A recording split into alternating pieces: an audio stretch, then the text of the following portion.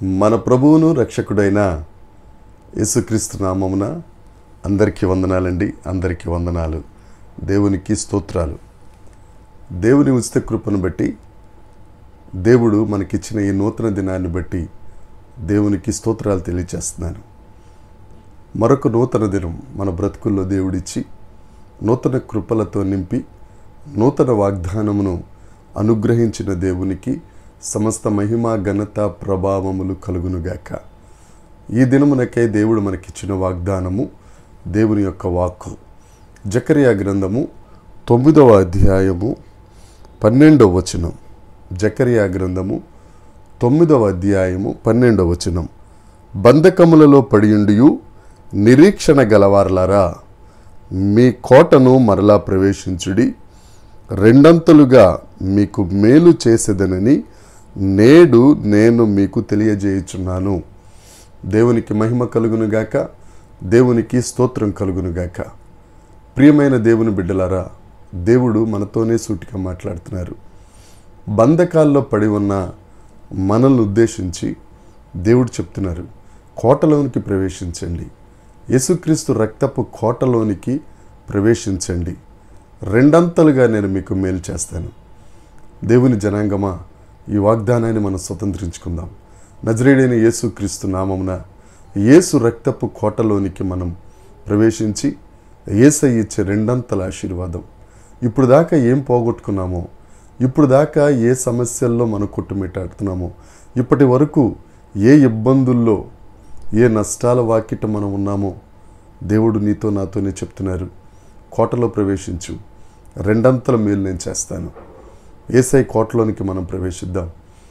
మాట ఇచ్చిన దేవుడు, మాట తప్పని దేవుడు, మాట నెరవేర్చే నమ్మదగిన దేవుడు తప్పక మన బ్రతుకులలో రెండంతల ఆశీర్వాదమును మనకు అనుగ్రహించునుగాక. యోబు గారు మనందరికీ తెలుసండి. యోబు ఆయన యథార్థవంతుడు, దేవుని యందు భయభక్తులు కలిగిన వాడు, ఏ చెడుతనం లేదు ఆయన దగ్గర. కానీ ఆయన జీవితంలో ఒకసారి కొన్ని కార్యాలు జరిగాయి. ఎందుకు జరిగాయో మనందరికీ తెలుసు. అయితే అకస్మాత్తుగా ఆయనకున్న బిడ్డలు చనిపోయారు, ఆయనకున్న గొర్రెలు పోయాయి, గాడిదలు పోయాయి, ఆయనకున్న సకల సంపద పోయి ఆయన రోడ్డు మీద కూర్చుండిపోయారు. తన భార్య వచ్చి ఏదో మాట్లాడితే ఆయన చెప్పిన మాట, దేవుడు ఆశీర్వదించినప్పుడు ఆ ఆశీర్వాదాన్ని అనుభవించాం కదా, ఇప్పుడు ఆయన శ్రమిస్తే శ్రమను అనుభవించొద్దా? దేవుడే ఇచ్చారు, దేవుడే తీసుకున్నారు. ఆయనకు స్తుతి కలుగునుగాక, ఆయనకు మహిమ కలుగునుగాక. అలాగే ఆ యోబు గ్రంథంలోనే దేవుడు ఆయనకిచ్చిన గొప్ప కృపను బట్టి యోబు గారు చెప్పిన మాట, నా విమోచకుడు సజీవుడు. ఒకవేళ ఆయన నన్ను మరణానికి అప్పచెప్పినా కానీ నేను మాత్రం ఆయన ఎందు నిరీక్షణ ఉంచుతాను. ఎంత గొప్ప మాటలండి. ఒక్కటే దేవుని కృపను బట్టి మనం అర్థం చేసుకోవాల్సింది. మత్తయి సువార్త 11వ అధ్యాయంలో యేసుక్రీస్తు ప్రభు అంటారు కదా, ప్రయాసపడి భారం మోసుకొంచున్న వారలారా నా దగ్గరికి రండి, నేను మీకు విశ్రాంతినిస్తాను. నీకే ప్రయాస ఉన్నా యేసయ్య దగ్గరికి వెళ్తే ఆయన విశ్రాంతినిస్తాడు. నా సహోదరి సహోదరుడా, యోబుకున్నంత కష్టాలు మనకి రాలేదు, యోబుకున్నంత వేదన, యోబుకున్నంత బాధన, యోబుకున్నంత నష్టం, లేకపోతే యోబుకు వచ్చిన రకరకాల ఇబ్బందులు నా జీవితంలో రాలేదు.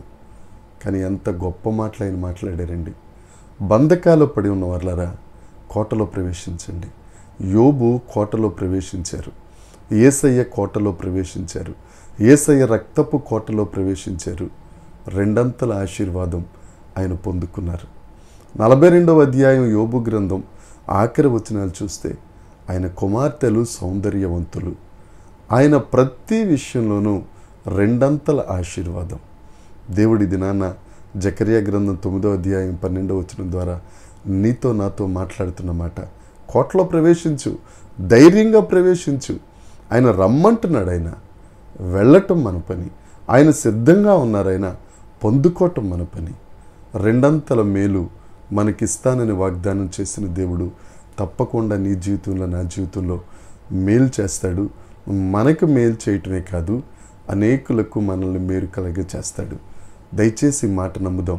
ఈ నూతన దినములో ఈ నూతన వాగ్దానాన్ని స్వతంత్రించుకుని ఈ వాగ్దానం నాకే, ఈ వాగ్దానం నా కోసమే దేవుడు నాతో మాట్లాడని నువ్వు ఆ వాగ్దానం మీద నువ్వు నిలబడి దేవుణ్ణి నమ్మి ప్రార్థన చేసినట్లయితే తప్పక నా జీవితంలో ఆ నమ్మకాన్ని బట్టి తప్పక దేవుడు ఆ వాగ్దానాన్ని నెరవేరుస్తారు.